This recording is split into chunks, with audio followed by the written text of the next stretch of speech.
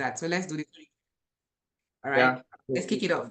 Again, I'll take it over. So if you're just joining us, this is Talk to Me Africa, and I was just saying that for millions of Africans traveling abroad to any other continent away from the African continent is a huge step towards success. There are so many stories of Africans who travel by road or by sea to leave the African continent in search of greener pastures.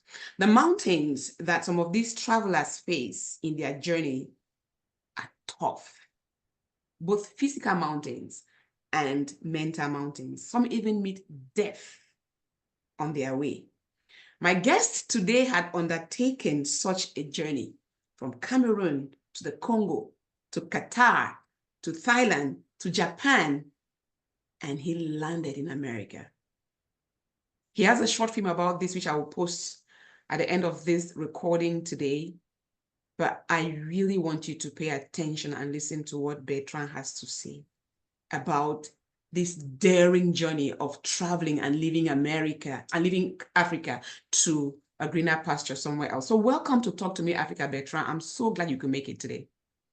Thank you so much, Mabel. The pleasure is all mine. Prior to us getting onto this ship that's about to sail to unknown waters, I probably want to say the sole purpose of me engaging into this talk is to not for anything else, but because it's part of my call, it's part of my purpose, me wanting to give back to my community and to Africa as a whole, and most especially to the younger generations globally. It's all, I mean, the raison d'etre, the principal reason is probably spiking up your drive. Your drive is all about, the whole reason why I'm doing it is all about your drive, how you can utilize your drive for, constructively, irrespective of your circumstances, because it's a global issue. Because it's a global issue, yeah. Yeah, Not just an African issue. Yeah, my intro focused on Africa because you are African. You grew up in Boya in Cameroon. Tell us about growing up in Boya in Cameroon. Oh yeah, thank you so much for this, Mabel. I get so, for some reason, I get so excited. At the same time, I get so a little bit overwhelmed when I have an opportunity where I get to talk about experiences and, attainments and, origin. And so initially I was born in Boyer, precisely Mount Mary Hospital. Mount Mary Boyer. Hospital, yeah. Early Sunday hours of May 13, 1984. And, but I grew up in Mutengene, born and bred Mutengene, that's how we say it. And I happen to be the first sibling out of a family of 7. I've had some of blessed memories. And then, so growing up in Mutengene, you all know, if you come from Cham, we call it Cham not the take last. Yeah, Mutengene is called Cham. Yeah, I know that. And then at the national level, we say l'impossible n'est pas le Camerounais. So the Cameroonian, nothing is impossible. So growing up in Mutengene, life has not been, life wasn't the best. I must attest to that. I stand as a testament of time, of faith, of resilience, of trials and tribulation, but with persistence and consistency, keeping the pace, with consistency, mindful of all the obstacles and stuff like that. So some of the reason because of the things that happened back then, I was calling it a misfortune. Back then, I called it all sort of names. But today, I see them all as, ladders, steps that I have mounted for me to be able to have this compilation of resources that I'm about to disseminate to the whole world globally at different stages and levels. Principally, I'll say for now, we're not going to really dish out a whole lot of resources or materials, but I'm going to dish one that would be probably relevant to this program. Relevant to this program. And so those that will be more interested will be looking forward to the products that are coming forth because of the whole story, like my books, my podcast, and the documentary. We have A short film that I have seen, yeah, already. I think your podcast will be very revealing because this is something that touches, like you say, not just only Africa, but the entire world. People are trafficked every day. People are, put into modern slavery every day without really knowing. So we'll get into that. It's really fascinating. Before I forget, Bertrand, I was supposed to tell you to bring an African proverb. At the end of the show, you have to tell us an African proverb before you leave. So my apologies for not telling you ahead of time, but just think about it as we go along. Now, before the age of 10, you had some near-death experiences. There was a time when you ate some wild fruit that almost took your life away, and the fire incident that I think, if I understand well, took the life of your sibling. Can you tell us about those incidents? Yeah, so far so good. Like I said, this is gradually gaining momentum. I think God is probably using the story, the reason why I'm living on this earth. And now at 40, I call it my bonus years on earth, because this happened when I was just 8 years old. People call 70 plus bonus. You're at 40, you think it's a bonus. That's a way to appreciate life. I really like that. That's right. Yeah. I feel, because I was supposed to have gone at 8 years old. If I had gone like my sisters, my sister and my brother, I think I wouldn't have been here after 30. So you lost 2 people in the fire incident? Yeah. 2 of your siblings died in the fire incident? Yep. We're 4 in total. So 2 died. A boy and a girl died, and the boy and a girl survived. That's my sister, myself and my sister. We made it out alive. But we still carried our marks, which we see, that mark to us is don't admire the trophy, don't admire the fame, but try to look at the scars, because there are a lot of stories. There's a lot of stories behind the scars. So that scar has been my biggest drive through thick and thin, in the wilderness. And I don't want to say I'm going to take credit now, because I'm not where I want to be in life, but I'm not where I used to be in life. So it's all been a process, and it's still a process. So how did the fire happen? So prior to the fire, like we said, at a very tender age, I was just about 5 or so, maybe 6, when my siblings and I, and together with the neighbors' children, in a neighborhood in Mutingen, quarter 5, precisely. For those of you that come from Cham City, back Mobile, you all can recall what this. We ate this. There was this flour that we used to use these flowers, and we used them to play, but the seeds were like peanut, like granite. So when during dry season, they dry off and then they get crack open. And so we went, in the neighborhood, we pluck out the seed. And during the day when we're so hungry, and coming from a peasant community where everything about livelihood was farming and stuff like that, to put food on the table. Mindful of the fact that we weren't born rich. We came, from a very disadvantaged community, and family wise. I'm gonna say that because what I am today, together myself. I didn't grow up rich. If you grew up poor, there's no shame in saying that I grew up poor. It's the work in progress. So exactly. We ate this in a large amount. We ate this in a large amount, and we just. Now, was this growing around your neighborhood, or was something you have from and brought to? It was growing up in the neighborhood. Yeah, back then our neighborhood, it is not what it is today. This is a story of about almost 35 years ago. Yeah, so you had wild trees growing up, wild trees and wild flowers, and we're living in these bushes. What it is when Bangopi was what it is back 35 years ago. So I pluck out my siblings and I and friends. We pluck out these seedlings, and then we started eating them. And we eating them thinking that they were peanut and stuff like that. And we were hungry, definitely. So when we ate them in huge chunk, the next thing is that we started, puking or vomiting. And that it was kind of a vomiting mixed up with diarrhea instantly. Felt like something like cholera or so. So it was really serious. But thanks to the presence of the neighbors, that the elderly, the grown up that were around, who came to our rescue. And that was the first attempt of death.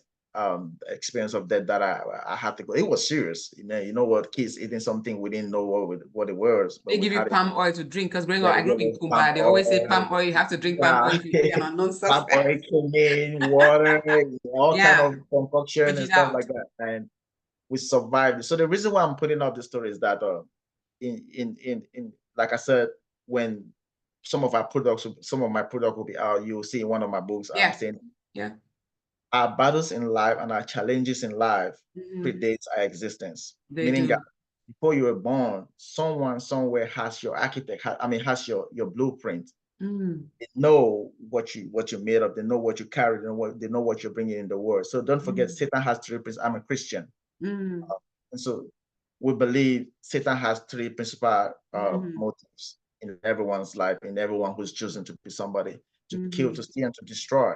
And so you see that even from pure conception and all whatnot, the devil start, he's putting out his gimmicks and everything, his, strategies to get rid of this dream, because part of his mission is not to let you come into fulfillment. Yeah. So, so I believe this was where, if I couldn't get aborted, if this destiny of mine couldn't get aborted from the state of, then you had more to give to the world. My parents conceiving the ideas, my parents coming together, conceiving that's how I trace the genealogy of my existence, right? From my parents coming together, conjugating and stuff like that, getting married, and then having the idea, and then conceived me. So this has been a long battle. So I was just born into the middle of something that I know nothing. So I try to I'm putting emphasis on this because some people suffer from issues like identity crisis and all whatnot. You want to know who you are, where you come from, and sometimes we get lost in the process of wanting to chase that genealogy. The reasons being that maybe you might know your first generation or maybe your second generation at most, and then your third generation. Some people don't get to know, and you be asking questions. So if you want to do these things yourself, just look at where you were born into. Try to correlate facts and you can start understanding your purpose in life. So you believe that surviving that incident of eating those wild fruits that didn't kill you, and then you go on to survive a fire incident that didn't kill you. Please tell us a little bit more about that fire incident. How did it start? Were you at home with your siblings alone? How do you? Fire incident is still a mystery. It's still a mystery to myself and to my sibling, because my sister and I were just the two people who had the weird experience of going through the fire incidents. And it's part of the reason why we become advocate for people with fire burns and any other situation that is, impeding, the advancements of human in any form, in any ramification, like diseases and all whatnot. I get a lot whatever is traumatic, whatever is traumatic, whatever thing that poses threat to humanity, get to talk to me, because I feel like it's the kind of a limitation to our abilities as humans out there, based on the stories that are the things that I've been through. And so my sister and I, we were just pretty young. I was 8 and my sister was probably 4 or 3. Yeah, my sister was 3. And my siblings who died were barely a couple of months, a year older or so, and a couple of months older and stuff like that. So you're the first child. So who died? The second and the third? Yeah, the in the line, the third died. And then the other one, Stefan, was my cousin. Okay. So how old was Stefan? Stefan was like, he was like 10 months old. Oh my goodness. And how old was your sister? My sister was like probably 6 months old, because she couldn't creep, she couldn't walk, she couldn't creep. And so I was 8, and Nadesh was probably barely 3 or 2.5 or so. And Stefan was like 10 months old, and Mispa was barely like probably 6 months old. And we left back in the days, we left in the care of elderly family relative who happened, probably they were around. And this is something that is very strange. I mean, the reoccurrence is really strange because it wasn't intentional, like it wasn't planned. Okay, Betrand was gonna get and then go home and then lit up the lamp and stuff like that. But it's just something that just came up, and then I just like pulled my siblings together from where we were playing. You know what it is in African homes where kids, you can literally spend your whole day at the neighbors playing and stuff like that. And then suddenly at about 5 p.m. Cameroon time, I pull up the siblings and like, let's go home and lit up the lamp. It's something I've never done before because that was not in my position for me to do. That bush lamp that we all use in Cameroon, you use a match to light it up. Yeah. Where were your parents? Well, my dad was at work. My dad was working, and my mom was hospitalized. She had a major surgery at the Tico CDC cottage. She was hospitalized. So but you go home, you turn the lamp on. Turn the lamp on, and before, and that thing has kerosene in it. The base has kerosene, right? Yeah, the base has kerosene in it. And then we were sitting on this holding, everything was wood, like wood, like, you know, the table and everything, the door blind, the house itself was just a thatch house, right? Like what we call a boat house and all. So it's something that could probably easily get flammable, right? Get burned within the blink of an eye or twinkle of an eye. So the irony behind all this is that it never got burned. Any of these things got burned. The blinds, the blinds, the chairs, the lamp itself, the table, everything you could imagine, never they were all intact. So only thing that got burned were just our bodies. Huh? Yeah, so this is the whole mystery about this thing. The only thing that got burned were just our bodies that got burned. Literally, some of us, like me, the clothes I had on were being torn off to be able to put off the flame, to put out the fire, but none of the thing got burned. The lamp never got burned itself. Not even the little match itself, you know, the box match we used to, like, it didn't get burned. The chairs, which was kind of like the blind, the door where Stefan was standing and holding the blind didn't get burned. I ran out of the house through that same door. It didn't get burned. Yeah. This is how Stefan got the flame. So we were like 5 of us in total in the house. My younger brother, who's a big guy today, Charles, was there. But the moment the fire, the thing got ignited, Charles was able to like just run out of the speed of light. And then I struggled to fight with the lamp. And my younger sister, Nash, she couldn't resist, and she was getting burned. So she ran out. And so in the process of her running out of the house, that's how she dished it out to Stefan, who was just standing by the door, who couldn't walk either, who couldn't go. He was just a child, 10 months old. So he didn't even know what was going on. So he was just standing there at the door crying while he got this flame. And then when I struggled to fight with the lamp myself and I couldn't put it off, I don't know what I was even doing. And so I was getting burned in the process of doing this. I couldn't even rescue. Yeah, how would you know? Yeah. What to do? I couldn't even rescue Mispa, who was sitting beneath the table, and she was just a little baby who could barely crawl. So after a series of fighting with the lamb, I had to run for myself for rescue. So I ran out of the house. So each time Nadesh and I, the moment we ran out of the house, that's how Stefan got the flame. And so Stefan, he got burned on his left side and his whole heart area and stuff like that. And then Nash got burned too on her whole. She's a big woman now. With every due respect, I know I'll be talking about her privacy and stuff like this, but it's what it is. And so she got burned on her whole face and her chest area. And she was just a little girl back then. And arms and myself, I got burned on my whole body and my legs and stuff like that. But I always have my clothing on. You can barely tell I have everything. You cannot tell. Looking at you now, you cannot tell you are a burn victim or survival. Yeah. You cannot tell. Wow, let me acknowledge to our online. Hype Man Woods, thank you for watching. All Mercy Psychiatric Integrative Care. Thank you. She says Betrand equals resilience. Sometimes it's not about our parents, it is about us being here. That's so true. What a story. She says, what a story. Betrand, your story again, if you're just joining us, this is Talk to Me Africa. Betrand's story is captivating. It is extremely captivating. Wow. So let me wear my African hat right now and ask you this. Did you guys think about witchcraft? Like, wait, there's a fire, we got burned, but the house, the blind, the curtains, nothing got burned. Did you guys think about like, this is witchcraft? Because that's how, Africans would think. I know you said that you are from a Christian family, your parents were Christian, but back then, what was the thought? Yeah, back then there were a lot of dust raised. I ain't gonna say it was an easy tussle. Someone like my mom, with so much honor to her, and my dad, much respect to them, both of them, they're still very much living. Amen. And to every member of my family, I'm gonna put this apology ahead of them, but this is what I have to do because this is a story that needs to be told.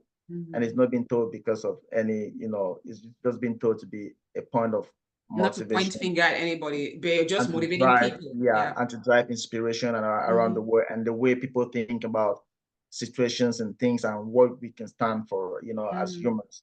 And so virtually, we thought about, up to date, like I said, I'm still unable to lay my hands on these puzzles, except when I'm going to meet God myself. I'm going to ask him what actually did happen.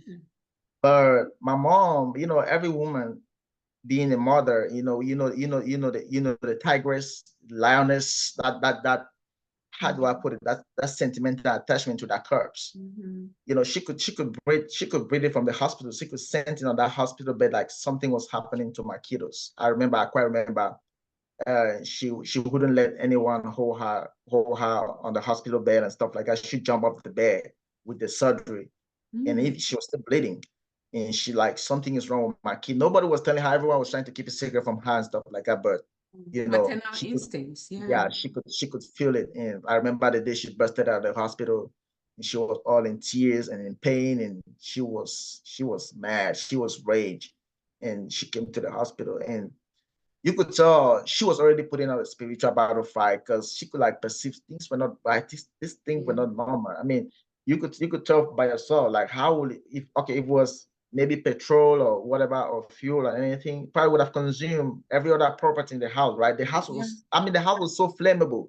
It was so flammable. House, the blind itself, it's just, for some reason, I always regret that I would have kept this property, this whole images, and like some sort of they call it antiques archives, so we can always go back there to reconnect back with history. But unfortunately, development has brought so many changes that we don't have a lot of these things around again. And so it was mysterious. Questions were raised, answers were not defined, because even before we finally got our healing, my sister and I, it was still traditionalist, herbalist, and all whatnot. To heal your burnt bodies. For us to regain our health, or to heal even, because we weren't getting better, And this is a mystery where I'm going to use this in my book. I'm going to elaborate on this a whole lot, where I'm showing that our life is a occurrence of mysteries that are beyond our control. We don't have power over things. And we're all deities in this body. Our body is just a host. And so when you come to the world, with your own gifts and with your own powers. And this is where I started exhibiting the presence of God in my life in the physical form, because I believe God has been present. He's been so present, like through humans. Because in every incident of my life, right up to the day that I'm 40, I've always had an institution of strange people that will come into my life, and they come to stay. And when it is, either they come in and they play their role, and then they get lost and never get to see them again. But at that point in time, they were needed at that point in time for me to get to the stage. We'll talk when we get to Congo. I have somebody who came into your life like that. Like, this is a nobody. That's right. You've always, wow. So I believe this is the genealogy of my existence and the attempts of King Satan. So I call it Satan because that's all he does. That about destinies, he kills, he destroys. So this was the first attempt for him to get rid of me, of my siblings. But unfortunately, two of my siblings died. You never knew what they were going to be, right? Mispa would have been a very grown-up girl nowadays, and Stefan would have been a grown-up boy nowadays. But that destiny was cut so short, but that was the part they had to play. So now that we're still living, I ain't gonna leave the world without me going on the stage and talk about my story, to tell a brother or to tell a sister somewhere in the world who believes there's not supreme being who's in charge of our existence on earth, or tell someone who's caught up in a predicament or maybe a circumstances which is seemingly kind of holding them hostage. They kind of get involved, they get engulfed in that whole predicament, and then they become frightened for them to change, because this is what I had to do.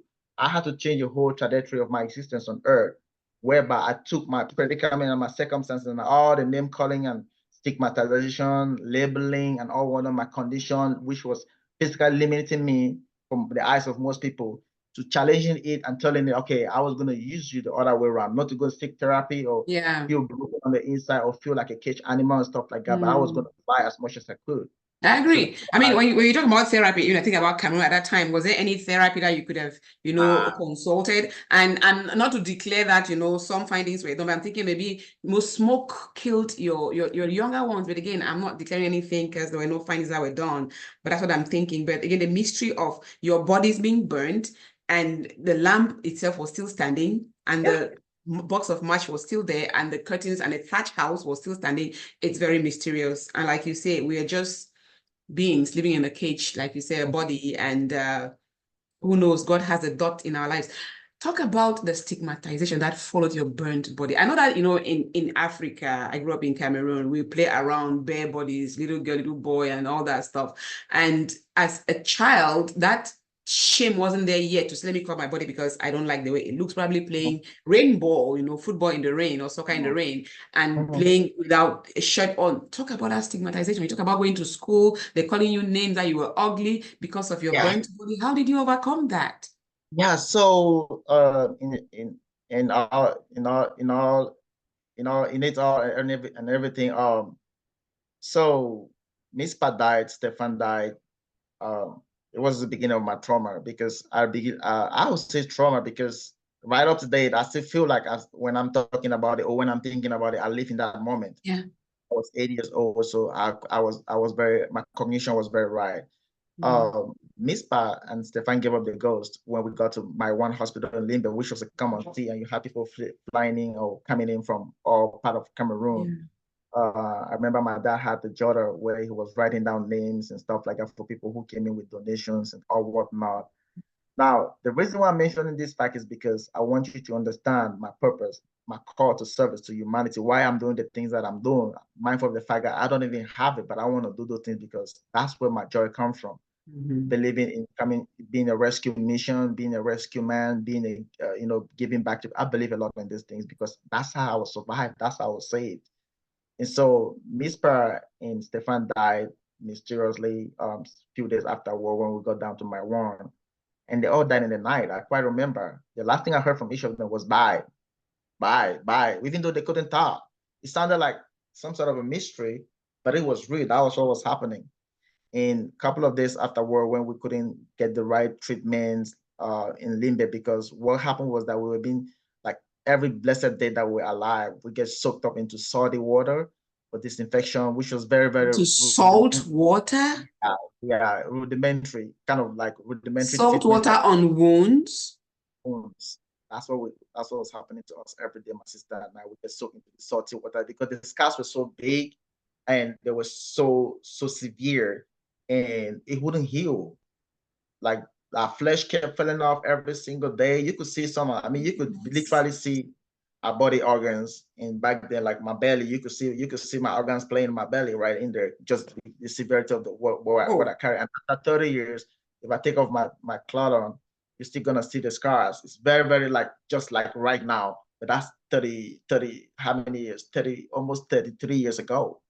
And so that's the kind of treatment we're receiving. I think there are any burnt units in Boya or Limbe now. I don't know if they were, I don't think they were back then. I don't know about it now, but I'm still just taken aback by your bodies being soaked in salt water to help you heal wounds.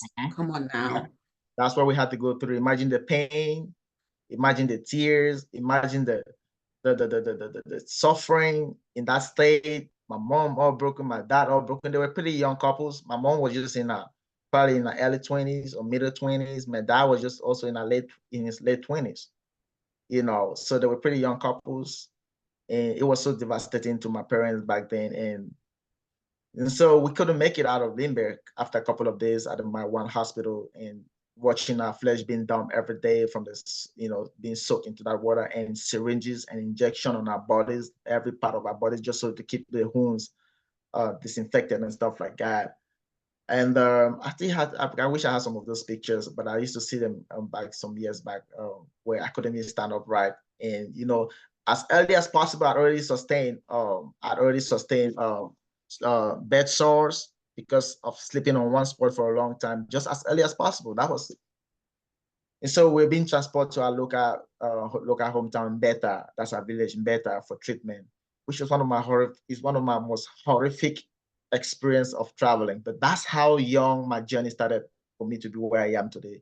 I believe I was already trained for the life that I'm living today, because at that age, in that pain, that's how we've been transported from my one limbe to go down to Beta. If you know where I come from in Beta, you know that was one of the most horrific traveling in that state of being. You have a burnt body, you have bed sores, and you're traveling in some tight bus, because I know how those are. It was horrible. It was horrible. We thank God we're able to make it down to Beta, and we started receiving treatment in Beta. And few months later, we started recuperating. We started coming back to life gradually with all the herbs and all whatnot and stuff like that. We ate all kind of concoction, my sister and I, to be alive. And I remember there was a lady who came to the hospital, Mary Lefang, of blessed memory. News with that. I don't know if anyone's listening to this. If you know Mary Lefang, please, if you happen to ever be related to her, please reach out to me personally, because I want to find her. I want to know where she was buried, so I can even go pay my last homage to this lady, because that was the first angel that I ever had the opportunity to witness in my whole life. I just got goosebumps. Wow. Yeah. So if you are related to her, if you know where she was buried, if you're a family, please reach out. I want to be a family to you too, because that was the first lady who showed me, who showed the grace of God upon me and my family. What did she do? She came to the hospital in Limbia and said, and claimed that my sister and I were her children, and that we are children who died in Kumbar during the car crash incident and stuff like that. This lady was loaded. She was rich. She came, she was buying food stuff in bulk. She was providing supply, medical supplement and all whatnot. And then when we even left from Better in our home village, this lady also followed. And this was the lady that cooked one of the meals that and she was the only one that's ever cooked that meal, and I've never eaten it again from anyone. That was fufu rice. What's her name again? Just so somebody's watching, they can remember to find a family member. Mary Lefang. Wow. Yeah, an angel that came to rescue you. Yeah. And people thought she was mentally unstable, but this lady wasn't. I just believe it's one of those occurrences based on what I've gone through in life and based on the exposures that I've had. I've been able to compile all the experience. In hindsight, you say no, she was meant to be there. Yeah.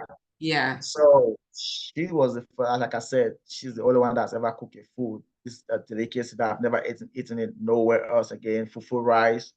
And because of that, I can always think about her. I know fufu rice, mostly eaten in the northern part of Cameroon. See, I was here crying, thinking about the pain that you went through having salt water on your body. But I mean, Dr. Mercy says that salt water or saline has been used for centuries to treat wounds by cleaning them and promoting healing. Yeah, I agree. I know, but it's the pain I'm thinking about here, Dr. Mercy. Like, oh my God.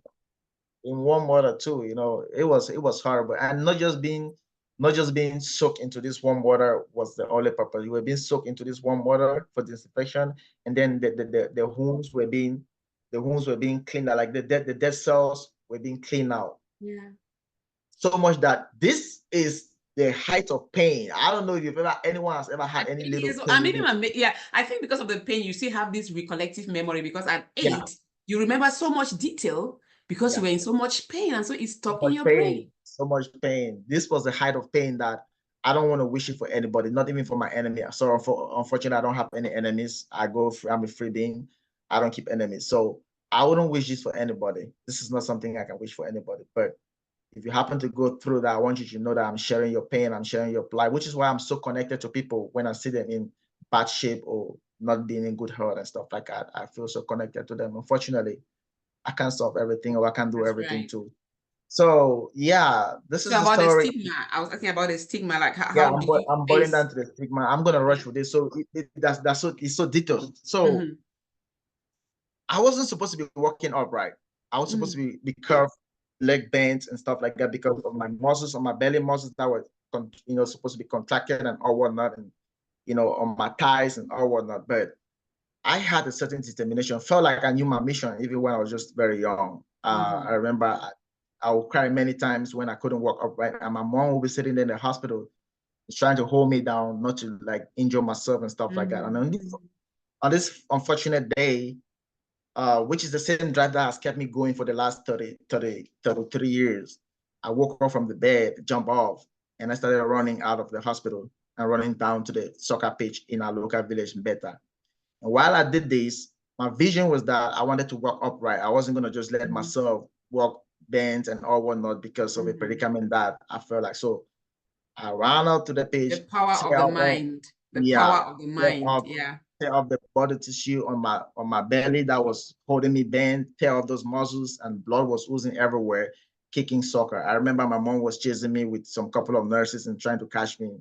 But and that's been my drive all through life. If I want to give up in life, I think about that incident, that scenario where I made up my mind. So that's how I was able to walk upright. And my sister and I, because of this incident, we spent like almost 7 months or so, 8 months, hospitalized, trying to regain and come back to life and stuff like that. And we missed school too. I think I was supposed to be going to class 3 or so, and we had to stay in the village for like a year to go to school. These were all experiences that mended, shaped our mindset and our person who we are today, because the village lifestyle made me to see life from a different. I was just a city boy who moved down there for medical attention and all whatnot. And then I started learning about people who live in a total different environment, going down to the stream to take a bath, coming back home, going to the farm after school hours and all whatnot. Have to trek to school for long distances, carrying food in leaves and all whatnot. I kind of learned something else which has built the man that I am today. So environment has a greater role to play. If you look in one of my books, I've mentioned this. Environment plays a lot of vital role. Either it makes you to appreciate what you don't got, or it makes you miss out on the things you don't have or you had before. So this is how we played here. So when we came back to the city, falling back behind the class and all whatnot was already a call for concern. After like some of my classmates and friends already moved ahead of me and stuff like that. So it felt a little funny. But when I got to school, my sister and I, things started happening that were kind of like, taking the toll on us. Like, for example, that name calling you fire, bonbon skin, bonbon skin, come off with the field, if you play football, master go shit over that side, maybe no can make so you can't tear their belly for a year. Things like that at a very tender age and stuff like that was taking a huge toll on me so much that my sister and I would started feeling uncomfortable mingling sometimes, or maybe participating in activities. And this is where, if you have a kid who's suffering from any sort of a trauma or maybe incident, stuff like that, you want to check up with them for things like that, because sometimes it makes you operating in a silo because you're afraid of the external world, what they're going to do to you, the things they're going to say to you and stuff like that. I'm enjoying the comments that Dr. Mercy is putting online, because she's a mental health practitioner. And I thought about having her here today, but I'm like, no, I wanted this to be a narrative from you, Dr. Mercy. So you're my big friend. That's why I didn't bring you on the show, because I wanted this to be a narrative, because I saw a lot of trauma. I saw a lot of mental derailment that you have gone through, and I wanted it to be focused on that mental healing. But I said, no, let it be the storytelling today. Tell your story, and maybe someday we can revisit the story and talk about how you healed yourself. But this is what she says. She says, looking back and gaining strength from the past trauma, post-traumatic growth. Thank you, Betrand. Yeah, face it, and then you move forward. So that I wanted to bring that to your attention. It is really important to say this is what happened to you. That's why you go to counseling, to face that demon and heal yourself. That's right. So yeah, so that's how we started. We got this name calling from schoolmate, peers, or whatnot. Really get to sometime from physical activities that were maybe tedious or tedious. Prior to all this, I was a little robust man, very strong, son of a very young, energetic mother who was a farmer. I remember most of the time we were coming back from farm, my mom would always be singing this song to me. This Shalom Bango and all whatnot. These are some of the music that sometimes some things always take you back in memory lane. So when I listen to Shalom Bango, you think about that time of your life. And then this Maladi Difficile Soigné. This was the music that my mom and I were trekking back from farm, and we're walking through the neighborhood. This was the music that would play to me, and why she's telling me the word like, "You're my strongest son." I'll be carrying a very latch load on my head like that, so strong and powerful. I was so robust. And she would say, "You're my strongest boy ever, ever, ever." So post incident, therefore, I had to come back to her, moms and kids and kiddos. Say they're bullying me. Yeah, I don't feel like you're a strong boy anymore. What is going on? And I don't understand what is happening. I don't know what is happening. What's happening? Why do they call me? Why did they feel like I can't do this and stuff? And she always said this to me, like, don't forget this. You're always my strong boy. You're powerful. To not let the world hold you back or destroy you or tell you anything otherwise. Nothing is going to happen. You're so handsome and stuff like that. And she'll always kind of God bless your mother. And that's how I'll always kind of regain my energy. And I'll go back to school, and I'll go back, and secondary school, it was kind of a little bit the same and how I was feeling about myself. But I had to, like I said, I started learning how to use my environment and my circumstances and my situation to kind of build a step for me, because the things I felt I couldn't do, I would do them. And when I do them, I celebrate the little victories and the little steps and the milestones. And so I said, okay, if I couldn't get maybe a girlfriend, if I couldn't date because of my predicament, I'll see if a girl would like me because of my predicament. Fortunately, when I go dating, I'll get a girlfriend. And so I started feeling very normal with my predicament. So I wouldn't let all those childhood bullying and all no stigmatizing, labeling and to take hold of me. And then I started understanding the concept, what I was dealing with or what I found myself into, you know. And I found that mine wasn't even too that bad for the fact that it wasn't too exposed. But my sister's was exposed because she had it on her face. And then she was having difficulty with, you know, with her breast growing as a girl. And so her own case was even a little more delicate, and she had it on her arm too. And so it was more visible than yours. Yeah, it was more visible than mine. So it made me, for me to stay strong and to drive hard, to give her the courage to carry on and stuff like that. So that way she doesn't feel broken. Was for me to stay strong, to support her too. So we're two of us in this whole battle, because we two just, I think it's just my sister and I who understand this mystery. No one else does. See, so that is how we pulled through from secondary school with all that and all that, and we live a regular life back in secondary school, and we carried on. And this is my story. This has been the background of the man that I've decided to become today, wanting to be a motivational speaker, wanting to be a public speaker, wanting to be a writer, or I'm a writer, and wanted to go back to communities around the world, just get myself involved, because this is my joy. This is what gives me. I hate to see people go through pain. Yeah, this is exactly who you are. And kudos to your mother for encouraging you and telling you that you are a strong boy, you're a handsome boy. You are a handsome man. Looking at you, you are a handsome man. Nobody can tell that you have, you know, those scars in your body that made you feel less handsome or less attractive. And if you watch that video, Bertrand talked about his wife and he cries. He talks about the part where his mother says that you are my handsome, strong boy, and he got emotional. And I'll post that link to that short film at the end of this conversation. And yes, you are a strong person. And I like the fact that you attribute your resilience to the God that you serve, right? And so you've gone through this, you know, you almost died from eating wild foods. You got burned, you survived. You wake up one day and you just say that I'm going to go overseas. You had no plans of where you were going, Bertrand. And the DR Congo was your first stop. You get to the DR Congo, you were held captive by a group of rebel fighters. Talk about that. Yeah. So thank you so much, my brother. I always thank you so much for the opportunity where I get to broadcast this live. Like I said, again, it's to drive inspiration and leadership in mindset in millennials and people who are settling for their predicament and circumstances. I was born extremely poor. I mean, when I say poor, I mean poor. You know, I remember the days where I hated our life, where we didn't know the difference between breakfast, lunch, and dinner. And we just, unless you are some middle wealthy class person, you just eat food when there's food, period. There's no plan to eat morning, most of the time, afternoon, or evening.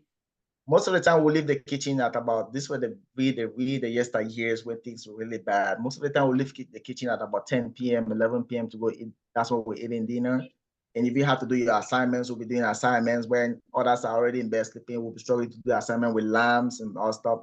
I'm just trying to put it out there. I mean, people have really had difficult childhood or maybe environment where they were born into circumstances worse than mine. But the difference is that I want to speak for mine and I want to stand up for mine, not because of any external affirmation or accolade, but because I want to drive inspiration in a brother or sister somewhere in the world who feels like whatever situation you find yourself in is holding you captive. Just have the right mindset. I feel everything will fall in place accordingly. And so I remember those days we had like rain runoff from rain and all whatnot. We'll get into our house with debris from our neighborhood and fill the whole house. The mattresses got soaked and all whatnot. We'll get up in the night trying to, are we gonna sleep on the walls like lizard or what? How are we gonna sleep when the mattresses were all soaked and stuff like this? So this was where I started building that momentum this, you say I'm healing going to poverty. leave this environment. I have to go beyond where I am. And so you say, I'm going to travel. And your next destination is the Congo. That's the foundation. And I didn't like the fact that, we're struggling. We struggled, we struggled for a lot of, I mean, we really did. I ain't gonna sugarcoat it. We did. And a lot of things that life, we know life got short for us. Like when I always look at my kiddos at home, my children, and sometimes I always like kind of make them to understand that the life you are having, we never had this thing. Sometimes it's a little bit strange to us, like when you want to like, daddy, birthday parties and all whatnot, daddy, I want all. I said sometimes not because we don't want to give you the best, it's just because sometimes I'm not just used to, because I never grew up that way. So you all just have to understand with me from time to time, and how blessed you are for you to have the things that we never had when we were growing. I just want you guys to see the opportunities. So I always put them, sometimes I'm taking down the street to homeless people, and I want to tell them this is similar to what we went through growing up. And so that's how I started building that foundation. I remember a lot of occasions where my mom and I with my sibling will be on the farm working, and I'll see the aircraft flying above the sky. And I'll tell my mom, I said, Mom, someday I just gonna get into that thing, and I'm gonna go far, and I'm gonna become the man I want to become. And when I got to university, things happened. I found myself studying special needs education, which was pretty not a coincidence. As of now, I think it's not a coincidence. But back then, I thought this was a mistake in university studies, because I want to do economics, but I got put into special needs education, and I'll be like, why am I studying these? But recently, when I sit down to write and I think about my past and everything that's happening and who I want to become in the nearest future, I saw that was the biggest blessing in my heart, going through that field to study people, people like my kind, who had experience, who had limitations because maybe of their physical impairments or whatever impairment they got. And so when we were in university, I was always sad. I remember I had my good friend back in the university days. I would tell him like, man, I don't like being here. I need to go somewhere else because I need to struggle to rescue my family from poverty and all whatnot. So I could barely even focus at school, not because I didn't like school, but because my mind wasn't there. I wanted to go as fast as possible. And that was a time when a lot of people from my neighborhood and town and Cameroon were kind of migrating. A lot of them, that period, it was a lot of migration going on, China, South Africa, and all whatnot. So it was all over my head. I needed to go to defend for my family. Who wouldn't want to go overseas? Everyone would probably want to go overseas back then. And so in 2006, I made the first attempt to want to go somewhere. And my best friend in the university held me down and said, no, man, you ain't going to go nowhere. And that affected my school performance. If not, I probably would have left the university with at least a second class degree upper, which because of that semester that I was kind of in between the line, I wanted to go to South Africa. Kind of affected my performance, and I came out with a 2.96 GPA on an average of 4. And after graduation, I remember I came home to my parents and I'm like, y'all know what? I'm gone. That was December of 2009.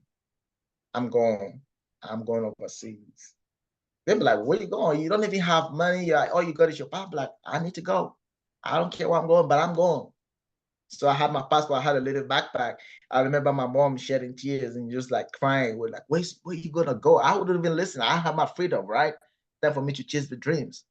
And so I left the house, got to Douala with about 10,000 or maybe 20,000 in my pocket. About $40, $50. Yeah. And then I went down to trailer park and I asked these guys who were driving, international drivers and stuff like that. Like, okay. Where you guys going to? They'd be like, oh, we're driving to Bethwar, we're going down. Sometimes we go to Congo, sometimes we go to, Equatorial Guinea. Oh, and I say, okay, I want to go down to Congo. Oh my so goodness. I hopped in on that trailer and I remember the transport alone to get me down to Bethwar was like 10,000 francs. So I paid there and I hopped on that trailer. And it was my first time going to somewhere, an unknown destination. I never knew any of this part. I've never been there before. And we traveled through and I started seeing places like Baturi and all whatnot, going down to Yukaduma, this way. Like I already felt like I was out of Cameroon because this part you don't even believe it's still in Cameroon. And while in Yukaduma, I'm like, man, I think I've made it this far. Wow, I think I'm going. So the funniest part about it is that when I got to Yukaduma, a place like this, because through Betwa and Baturi and all these places, we drove through these places in the night. And so I couldn't really see them. But when it was daybreak and I started seeing some thick forest in the middle of nowhere and dusty and gallopy road really bad, this was where things took another turn. And so when I got to Yokaduma, I found out that, wow, we're a whole lot of us. This was like a caravan, a whole lot of people going down the same route. Like they want to go overseas. So I built myself a family. I'm a very outspoken person and I'm good at creating relationship and stuff like that. So I built myself a family and we started going. And so from Bethwar, Yokaduma, we went down to Mulundu. These are forests where it's inhabited by pygmy. Yeah. Cameroon National Reserve and all whatnot. This is things that you don't even believe it existed. You see people living in this middle of nowhere, and their food was something that attracted me. Like I had to feed their delicacies and stuff like that. You know, their wild soups with just beef. So were these trucks carrying timber? Just to give me a visual, were they carrying like timber? What were the trucks carrying? They were transporting like drinks in between from Cameroon to Congo. Some were transporting timber, some were transporting food stuff. A lot of stuff were being transported from this part in between this part of Cameroon. And when we got to Mulundu, Mulundu happened to be the border town between Cameroon and Congo. And this was like a little kind of wild village, wild town in the middle of nowhere, in the middle, you know, inhabited by the soldiers and then the pygmy. And there were no lighting and all, but in the night, they would put on the generators and stuff like that, and then people would come out just to rally. Oh, I felt like this was beautiful. Wow, I like this experience. I was in bush already. In the bush, in the middle of nowhere. And I mean, for some confidential reason, I ain't gonna put some stuff which I really didn't like about, you know, our country, what the way it is and the way they flow. But the things we saw, the things I experienced on this road were horrible. This was a man who was burned, partially burned, and not really that physically. I'm not gonna call myself I'm not physically fit, but because of my condition, I had to hold behind these trailers. These guys driving on these roads. They drive like roads to start with. Yeah, they're not very good roads. The road monsters. They don't care the gallop, the level of the gallop. They were driving trucks that were this high up and stuff like that. So when they, dive into these gallops, you fly you jump. You have to hold firm and tight. So you don't fall off. Yeah, you don't fall off on the race. So you can tie yourself on this. You have to hold tight. This was a journey of no return, and it wasn't for the faint-hearted. It was a real man who wanted to go somewhere, do something. And so this is how we travel. And then you were smoking the dust. Like you're literally smoking the dust into your nostrils, coming out your ears and your mouth. And when we got to this part, you couldn't believe it. You were coughing with dust, right? But I made it out through there. So the following day, I had this experience again. Like I always tell you, strange people coming into the scene and stuff like that dealing with me. So I met a couple pygmy, and I had a wristwatch.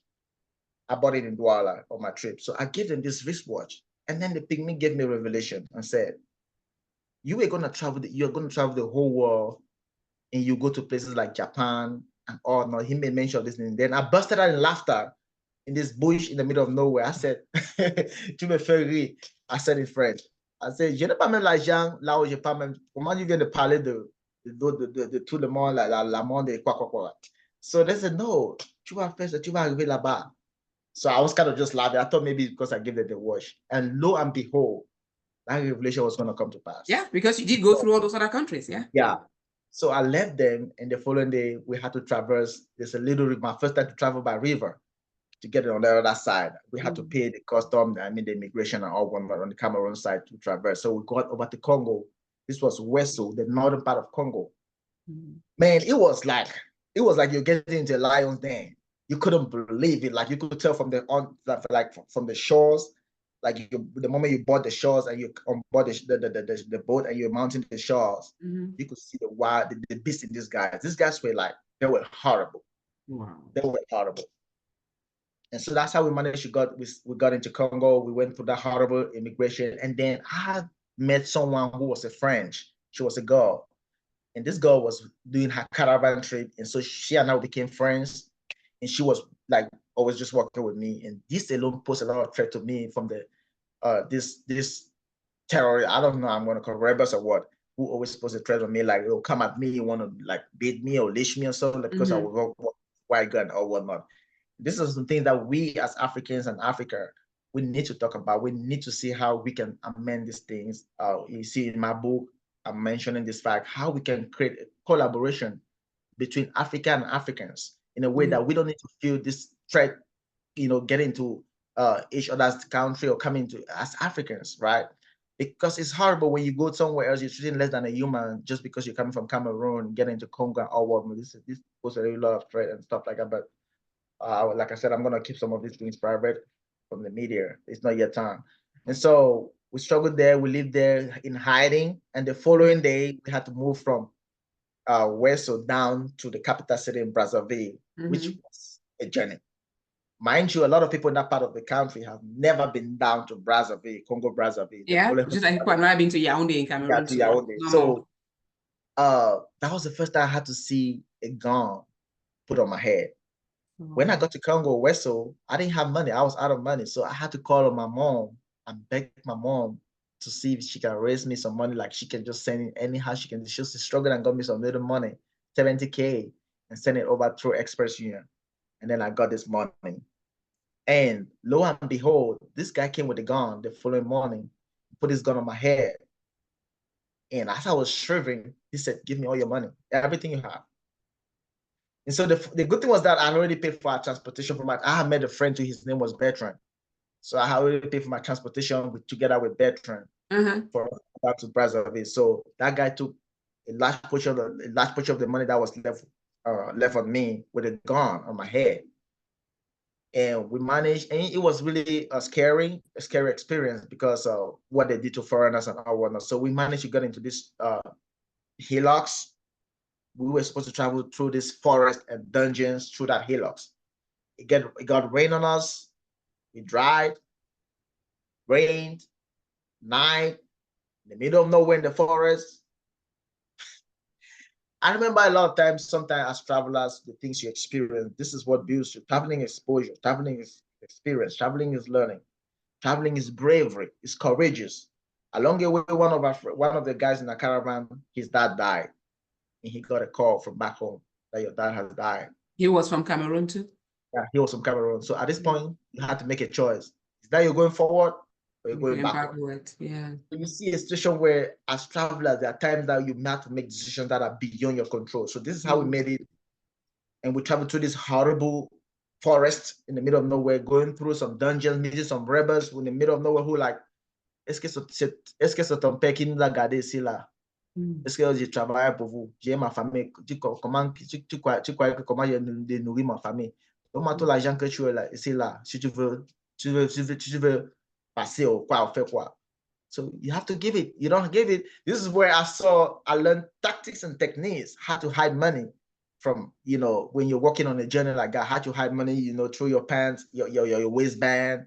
Some use toothpaste just to, throw the toothpaste out, put in a nylon and tie it and fill it in there and flush the toothpaste over and stuff. This is all experience that I learned in my journey. It was horrible. I remember when we got to Makwa, which was neighboring a middle a town that was in between the north and the south. And we got to this place. We didn't have more money. So we got locked up in a little jail that was like 4 meters square. Okay, so you got locked up by who? We got locked up by the cop, with the soldiers in this part. Okay. They said, since we can't give the money, the only thing that could let you go was money. The only person they didn't lock up was the white girl. Because the white girl, she was always like, yo, you don't know, before you come close to me, you told me if this is within your constitution or your policy that you have to hold me for me to pay your money. If not, call my embassy. You know what it is. So they wouldn't touch her. But the rest of us, we got thrown into that jail. I remember it was a horrific experience. We stayed there for like 2 days or so. No food, nothing to eat, nothing to drink. And I remember I met this Nigerian guy he was traveling to. He was like in his early 60s. And I said, "Sir, where are you going to?" He says, he's going to for adventure. And I said, "How many kids you got?" That man told me like he got like 16 kids in Nigeria, 16 kids. He was a Muslim. I said, "So you're traveling?" He said, "Yeah." So these are kind of some of the things you learn along your path to growth, which builds your momentum and your experience. Because when you see somebody at that age is driving through this hazardous journey and stuff, then you get motivated. So after 2 days being there in that miserable condition, they came and threw us out because they believed we didn't have the money. And this was another situation where I saw the demonstration of the presence of God through man. not about religion. I'm my apologies. I don't care if someone's gonna get hurt. It's not about religion, not about creed, not about rich, whatever. It's about us being humans where love prevails. Because when we came to this guy, we said we need a hub. We're caught up in this town. This neighborhood town was a town where people from Cameroon or other part of Africa were caught up in this middle of the town because they couldn't move forward or move backward. So they got stuck. So started making families there and started living their life in that forest. But we had to move forward. So we came to this guy and said, we need a hub. We're out of money. We're going down to Brazzaville. And lo and behold, this guy was a Muslim. This guy gave Bertrand and myself, he gave us almost 20,000 to pay transport. CFA francs. Yes. I think about that's $40. Yeah. Mm-hmm. Yeah. That's a lot of money from a stranger. Yeah, now, is it the cabinet? Is it the chief of cabinet at the presidency in Congo? Is that the person that you? Yeah. Not yet. You haven't met that guy yet. Yeah, we're still in the middle of this forest. And so this guy was the guy who gave us that money for us to be able to pay our transportation from that forest down to Brazzaville. I remember when we were about to hit Brazzaville, and you could see Brazzaville from afar. It was so conspicuous, with the sun falling on the rooftop, and it was that dazzling and sparkling, and then it's a sandy soil. And so you feel like, first of all, it feels good. It has a different sensation being out of your country. You feel like you've broken some protocols. And now you see that Brazzaville. Oh, finally we're arriving. Jesus Christ of Nazareth. It was only beautiful from afar. Not until we got to Brazzaville that reality set in. This is a place where in every 100 people you see, at least 95 of them are soldiers. In every 100 people you see, at least 95 of them are soldiers. Why was there that military presence in Congo? Were they going through the war at the time? Yeah, they were just barely coming out of that civil war. Okay, and you could that I understand now. Bullets all over. You could see the way this guy were leashing on their own citizens. One of the things I saw that got me so scared was the normal hawker. Like in Cameroon, we hawk on the street, we sell stuff on the street and all whatnot. You see the Magida selling their tea. The guy that was leashed by the soldiers to a deadly point was a Magida selling tea. So he was walking along and hitting the bottle like this, and then these soldiers just jump on this guy with that gun. That was why. And then I asked my friend Bertrand, say, on the Ula. So I said, where are we? And so fortunately for Bertrand, he had an uncle in Angola. And so our intention was to get down to Angola. Since I met him, I was like, okay, I'll just connect with you in Angola. Since Angola too was also favorable. You really did not have a destination, yes. Yeah. So I said, we'll just link up to Angola and then I'll start live there. I heard it's so beautiful. Your uncle is living there and he's giving you all this cheese. I want to go with you too. So Bertrand and I, unfortunately, his uncle sent him money for him to leave. So Bertrand had to leave me back at that spot. I was stranded at the bus station. I didn't know what to do. So I turned around, started asking people like, do you know any Cameroonian somewhere? Oh yeah, these people are so funny. They speak a lot of Lingala and a little bit of French. And so, so I was just lost. And then I started asking. So fortunately, I met a few Cameroonians who received me, but it was horrible. And we had nowhere to stay. We had to be like sleeping on the street, sleeping in bad cars, abandoned cars in garages and stuff like that. I remember every night we had like 12 billion of mosquitoes feeding on our bodies. And these are some strange occurrences that traveling is learning. This is a country where I saw the amount of flies that I've seen. I don't think I've ever seen in any part of the world. I mean, I have to be honest. If you see flies in this country, Jesus Christ of Nazareth. Well, a lot was happening, like you said, they were coming out of the war. So maybe a lot of refuse over the place and dirt and all that stuff. Not eat. The moment you open your food, you're fighting with flies. Come, yeah. That's right. And the dishes too. I learned about different dishes, which are a little bit harder for me to get along with. I remember my friend who's in Australia nowadays, he always said, man, if you don't eat, you're gonna die. So we gotta eat. So that's how we made it to Congo. And from street, I started going to this motel, and this motel was owned by the director of the cabinet at the presidency in Congo. And then I built a rapport with this guy who offered me an opportunity to say, hey, would you want to stay with me for like 6 months probation and then stuff like that? I remember I accepted the deal. I started working. I would trek for miles to go buy some ice just so I can have a place to keep my head. And the same time, while in this mumbo jungle stuff, you're thinking about family back home. I'd already gotten a child back then. And you're thinking about your child, you're thinking about your parents, you're thinking about your education, like how we go to school. Is this where I'm gonna end my life and hold on?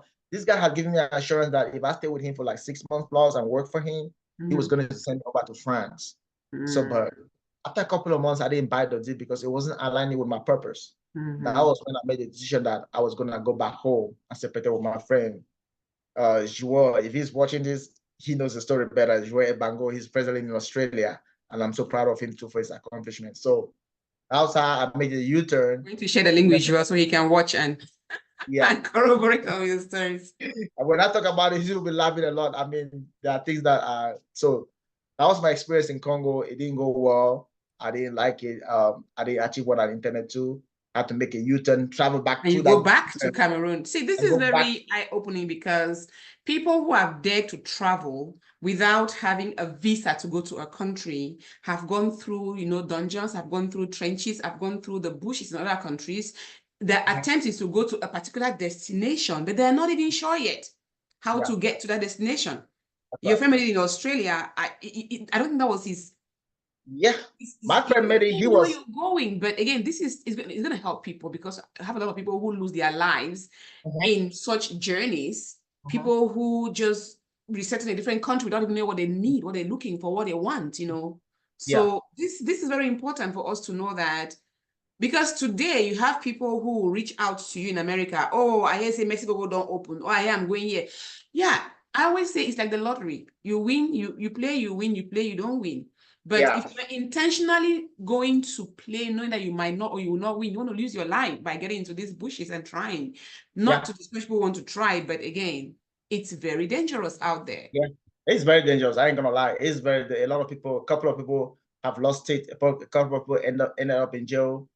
A couple of people ended up doing some kind of funny things just so they can survive. Like you said, people just settle and they stay and they live there because they didn't know what to do. You made a U-turn back to Cameroon. Yeah, I had a vision. My vision was that I wanted to live in a country where I can be free from every aspect of limitation, poverty, anything I could. This where I am now is just anywhere except from Cameroon because that's where you think Cameroon. It's not happening for you. Yeah. So I had a vision. I had like I always say, like I always tell my wife and every other person that's connected to me that I can always change the strategy, but I don't change the vision.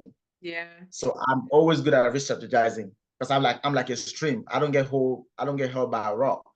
But I meet a rock, I meander through the rock, or I meander across the rock, around the rock, and find my way and continue moving. So I knew for sure that wasn't what I wanted.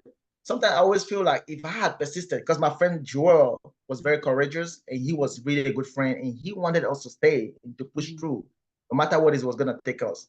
And so that's where you see persistence, a really hardcore persistence. When you have that courage, sometimes it breaks a lot of boundaries. Things that others might be scared. That's what you're going through. And he went through and he made it to the other side of Congo, which is the DRC. And he got down to Lumumbashi, which is so difficult to get down there, right? But he made it through it and went down to South Africa. And I'm so proud of my friend. I'll keep on, because that was a rare courage. And up to date, that's the courage we still carry. And so I made a U-turn. I went through all that Delhi road again. And I remember the funniest day, this day was, I'll never forget this day of my memory, was when I had to move across the border from Congo into Cameroon. Then I look at the Cameroon flag waving on the other side. You're like, I'm coming home. Yeah, I had lost virtually everything that I got it from Brazzaville, the capital city down there. I had lost virtually, the only thing I had with me was my passport. My money had been taken by the rebels in the bushes. I had nothing on me to show for, not even the little backpack that I had it. And so at this border, for me to cross that river to get over on the ferry, I couldn't even just wait. I had to jump into that river and swim across to get to Cameroon. Then when I got to our border, and I just fell down that. So I said, "Oh God, I just came back from hell. I've seen hell on earth." So it was very entertaining. It was an eye opener. It wasn't just entertaining, but it wasn't at that time, right? Yeah.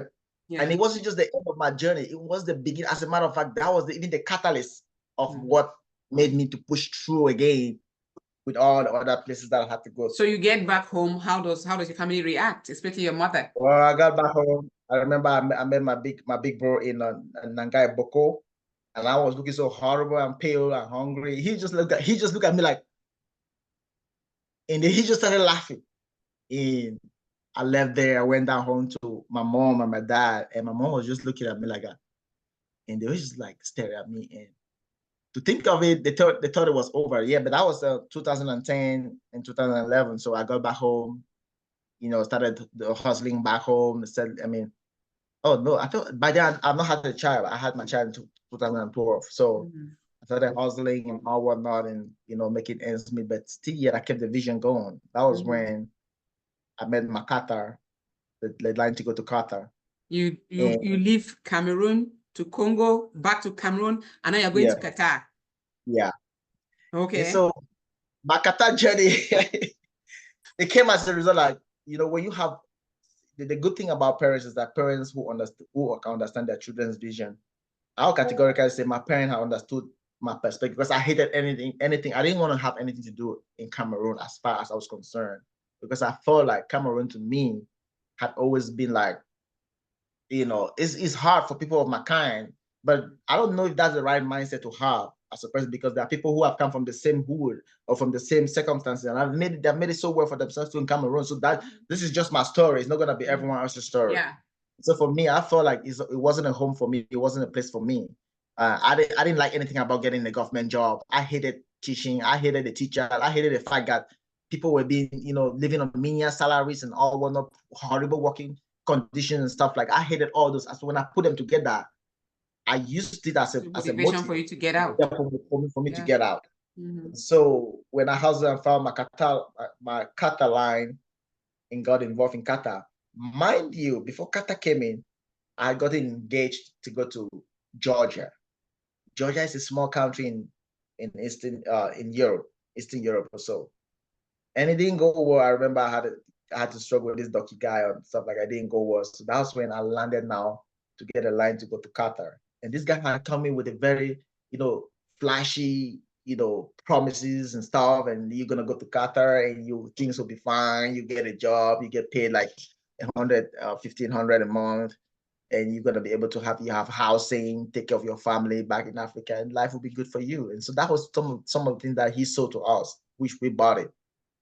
And I got the visa after a couple of months from 2011 and into 2012, and all whatnot, struggle with these things, and struggle to raise this money and with family and stuff like that. And then whoop, there was that. The visa finally came out. I got this visa, managed to get an air ticket and stuff like that, boarded the airplane, which was beautiful, right? Because this was my first time driving by the aircraft. Yeah, not the bushes. Yeah, Ethiopia Airline. And I was like, where am I going to? Everything was so strange, right? You get into Ethiopia, you have to switch your flight and all whatnot. Like, this is so strange. What am I doing? Do I even know what I'm doing? And then you get to the immigration and like, where are you going? You show your electronic visa and all whatnot. And then we got to Dubai. That was on the 25th of December 2012. Christmas Day. Christmas Day. I was at the airport in Dubai. I got held at the airport in Dubai. Mind you, before I got to this spot, I met a guy called Carl van Lommel. He's a Belgian. And I guess maybe you'll be listening to this, he's so proud of me today. And he's my very good friend in the Belgian nationality, who was a business mogul in the eastern part of Africa. So we had a rapport on like I said, I'm always good at building my relationship. I find a lot of value in relationship and I respect that a lot. So I'm putting it out there so that millennials can see the essence of relationship. Relationship are true life currencies that you always need them in life. So you don't always want to mess up on a relationship that you got. Treat it more than treasure. So this is how I met Kai in Ethiopia, and we became friends. I started talking. Like, I hope you're not one of these Africans who just kind of want to play a fast one on me, because I've lived in Africa for you know what it is. No, I don't know what you're talking about. I'm clean. And so we got to Dubai. They held me at the airport in Dubai because there was a discrepancy. Why did they hold you at the airport? There was a discrepancy on my date of birth. And so I'm going to be very quick with this. I don't want to take much of the time, but this is almost 1:29. So from one thing to the other, they had to communicate with the Qatar immigration and stuff like that, and blah, blah, blah, this thing. So they found out that it was just a mistake on my date of birth. So yeah, I stayed in the airport the whole night to the following breaking day. So that was on the 26th of December. Got on the aircraft. Emirate aircraft. It was so beautiful too. And then I started seeing some strange black people that I've never seen them too. That's your global exposure. Exposure is everything. I started seeing people from Sri Lanka who were blacks, but they had different kind of hair. Curly right? hair, yeah. I mean straight Well, hair. I'm like, what kind of black people are these? So sending the aircraft. And where am I going to?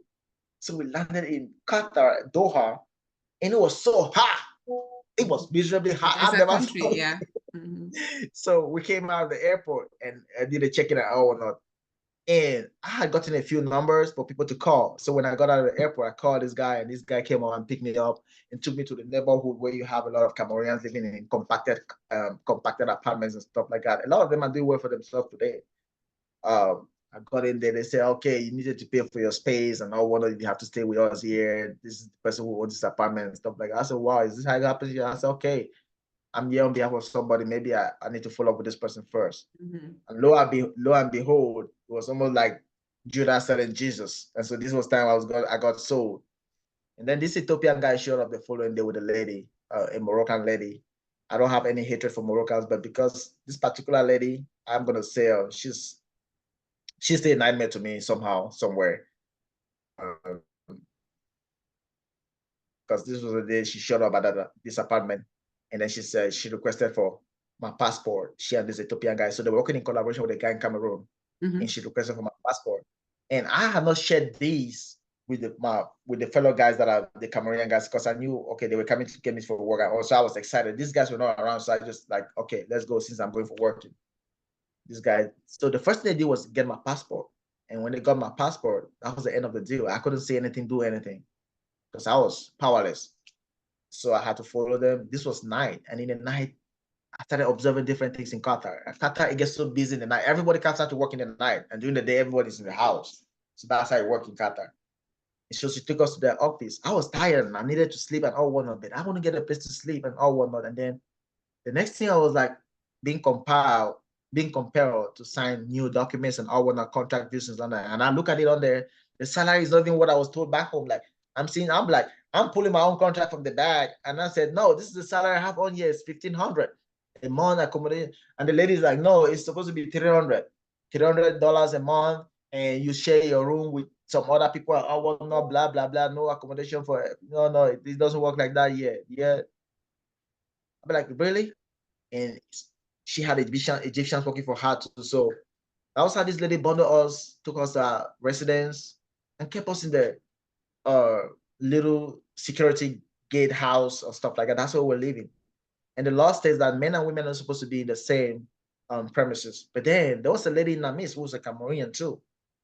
So I'll be like, I thought they said the ladies are not supposed to be here. And I was the only English speaking. The rest of the guys were all French. So I happened to be their interpreter because I could speak a little bit of French. And so that's how we started in Qatar. And this lady, she would take us to her places where she had gotten her contracts and all whatnot. She doesn't care whether you're working on there, whether you're eating or not, whether you're feeling well or not. Everything was the contrary. So she would take us to the desert sometimes. We work in the desert. She would abandon us in the desert some days. You know what it is? What do you work in the desert? What do you do? Some of the elites were building their mansions in the desert. These were very massive mansions, so they needed a lot of labor, manpower, and stuff like that. Because we'll go there and be working in that desert. You'll be hungry and all whatnot. You don't have any transportation. Who cares? I remember the days that would be left. So that's why you say, you were being enslaved in Qatar. Yeah, that's what it was. In your short film. Everything was. That's right. And there were days you got spat on by a little girl who she's not even, you got spat on because maybe she wanted you to do something and you're like, no, I don't know how to wash a dog. Why would you wash a dog yourself? And then the next thing you got spat on and stuff like that. Spit on you? Yeah. There were horrible things to be that going to, you see them in my book. I've mentioned in my book if you happen to get a copy. And these are some of the things that we need to stand up for in this contemporary time, because it's still very much alive in the world. Modern slavery is real. Not to talk of cases of abuse and all whatnot, trafficking and all whatnot. Now, the stories we've heard about Qatar is like the women are more exploited sexually, and also like domestic servants. They work 24 hours. They don't get a rest. How are men exploited? Is it taking you to go to some physical labor? But in the house, how are you exploited? You just talk about somebody spitting on you. Yeah. Those are you got a case like before I left Qatar was because I stood up for my right. I thought I had to fight, which was the thing of dead or alive, right? Because the moment I stood up for myself was when the man came to, after the torment, after the, you know, I remember that's where, you know, your experiences in life prepare you for the life that you're supposed to become, prepare you for the what you're supposed to acquire or to overcome in life. So all these were all a formation. I call it a formation in process. It was forming me to become the man that I am today. Because if I could sleep on a little piece of wood, this my body size, I was for hours without following the level, following the right. Where did I learn those from? Those are the skills that I learned in my wilderness, the days of my wilderness. Because we didn't have a place to breathe. No ACs on. We're all piled up in that house. In a room, how many people do you have in a room? Let's say like in a... We're in the 4 square bedroom like this. Yeah. This is my living room. We're like 80 of us in that room. As in 80. Philippines, Indians, Africans, Kenyans, Ethiopians. We're like 80 of us in that room. No AC. And you pay for the space. You work, you don't get paid. So you're not getting paid at 300 a month either. Oh, that's where I started putting on things. We don't get paid. We want to talk. Sometimes you get intimidated. You got beaten. Most guys were getting beat like Indians. And this was something I couldn't tolerate because I had to stand up for myself. That's why I got deported. Because I stood up. The moment I stood up for myself was where I wish it was. I said, no, it ain't gonna happen like this. Let's set it straight. Now you kill me or you let me go. So I had to make a choice, which was a hard one too. So yeah, she wouldn't let you go either. Like I said, by the virtue of the man that I am and the grace that I carry, there have always been people God will put in my life, which I still have those benefactors in my life today that I met in Qatar, out of need. I remember the day this lady had to shut up in that garage, in that small security house on a garage. I mean, on a security house, and went for vacation. That was the moment where we had to come out of that premises, went out of the building, started going around to look for how to survive. That's what we went into. So the mistress locks the garage and leaves you guys in that little bedroom and goes on a journey. For vacation. Yeah. So that was when I and a few other crew on my crew became Muslims. You became what? Muslims. How do you think we survived? We went out, we started looking for mosques. We go, and then we said, it's a funny story, but I must say it the way it is. We don't need to sugarcoat this thing because a lot of people need to be enlightened. Right. About life. Sometimes you don't just need to see people and admire their trophies, and maybe envy their trophies without knowing their story, without knowing their scars. You need to always find people's scars. So I believe a lot of people's scars than their trophies. That's why I don't celebrate trophies. I celebrate scars.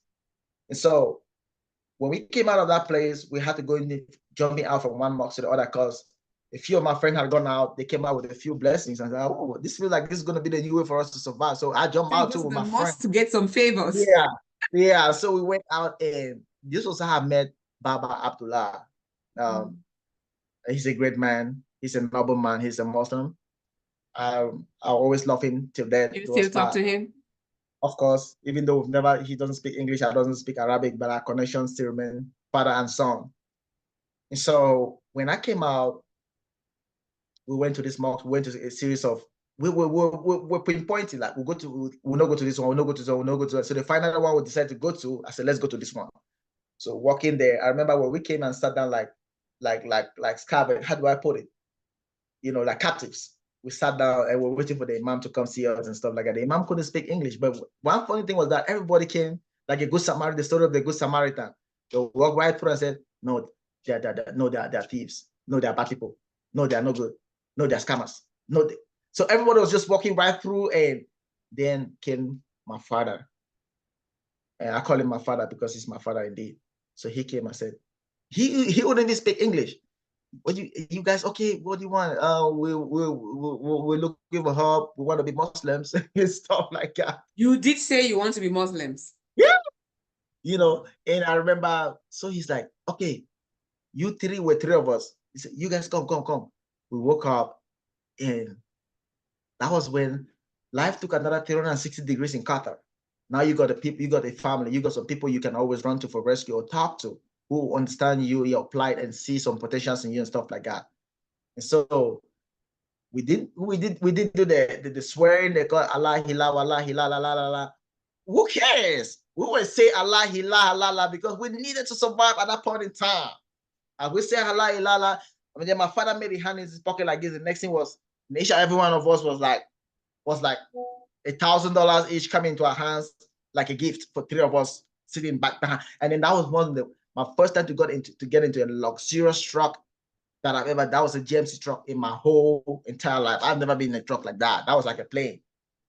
And so we were like, this is a strange blessing. We're not going to take this for granted. So this was how I started building my rapport with Baba Abdullah.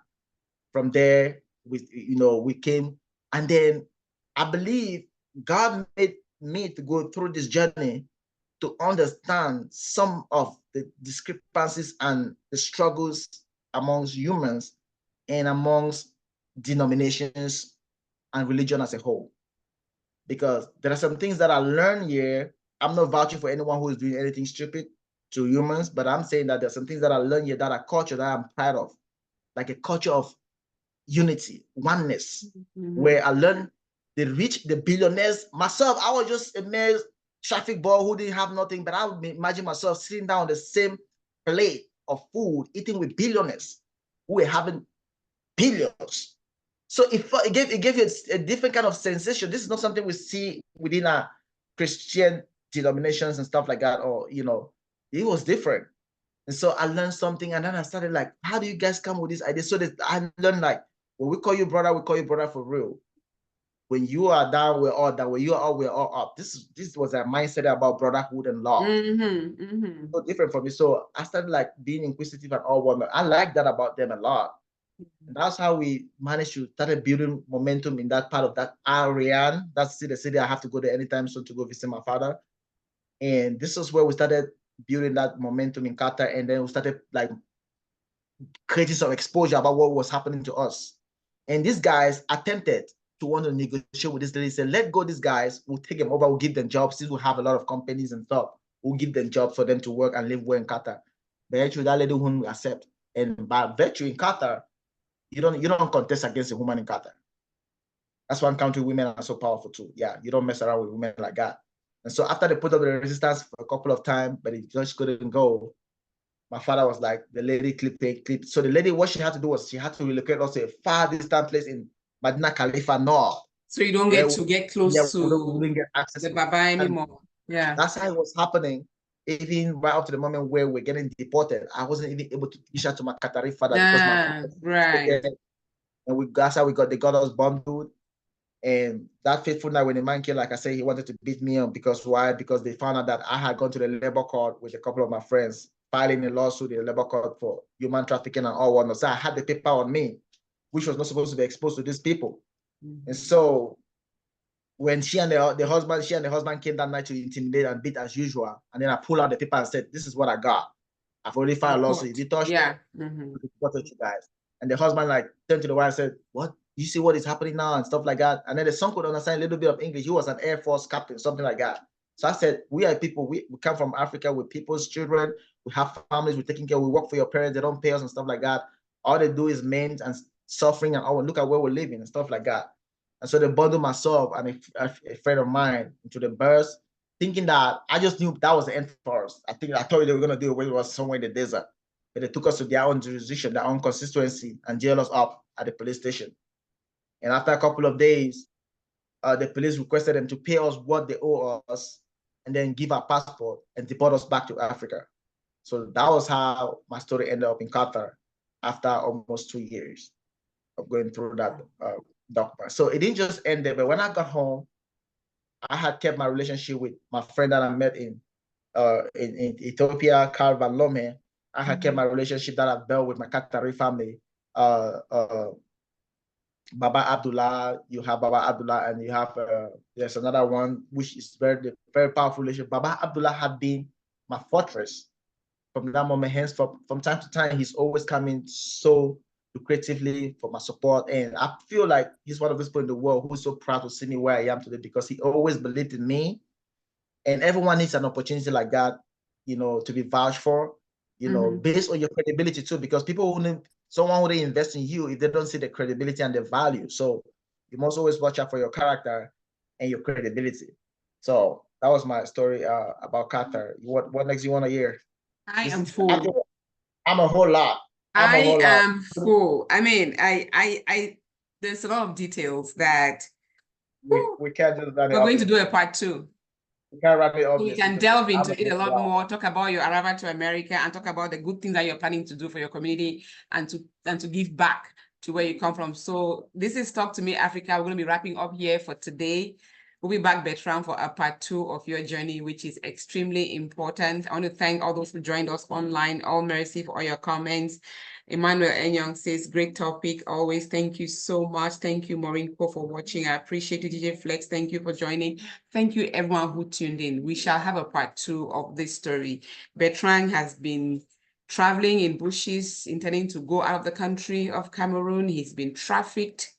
You know, he's been to Japan, to Thailand, and the Congo, where he was held captive by military people and locked up for a few days. And I live in China too. I live in China too. You were in China as well. So we should do a part 2 because I really want to know what your book is about. I really want the audience to know what you're doing to give back to your community. I really want to know those people that you keep in touch with and what the future holds for your relationship with them. So Betrand, I want to say thank you so much for being on Talk to Me Africa today. Thank you. Good morning, welcome, Mabel. Thank you all so much. Thank the audiences too who have been able to contribute immensely to this talk show. And I want to thank you too for being a voice of hope to the hopeless, or maybe to Africa and Africans and to the globe.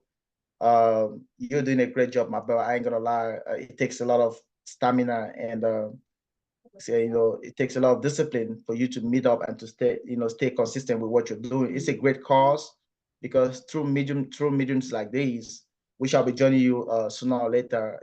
For those of you that know me already, you see I'm always doing stuff, but like I said, I don't like doing things prematurely because you don't want to shine the light out before the time. That's right.